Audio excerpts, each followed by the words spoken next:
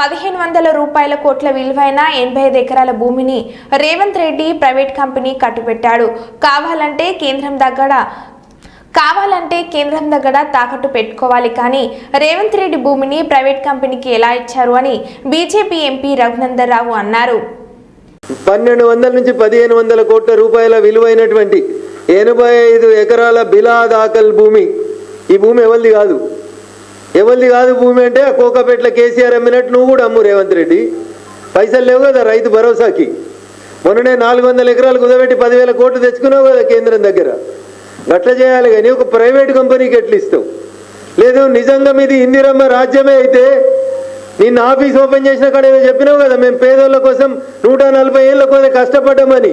అగో 3 తరాలుగా భూమిని నమ్ముకున్న గిరిజన బిడ్డలకి పట్టాలిప్పి ముఖ్యమంత్రి చేతనైతే పైసలున్న నీ మంత్రులు పోలీసులకు చెప్పి అర్ధరాత్రి అపరాత్రి అని లేకుండా 3 రోజుల నుంచి కన్స్ట్రక్షన్ చేస్తూ ఉంటే వెర్ ఈజ్ యువర్ ఇంటెలిజెన్స్ ముఖ్యమంత్రి గారు?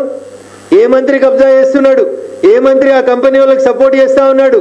ఎందుకు బిలా దాఖలా భూమి వేరే వాళ్ళ పేరు మీదకి పోతుంది అనేది ఒకసారి ఆలోచించుకోవాలి.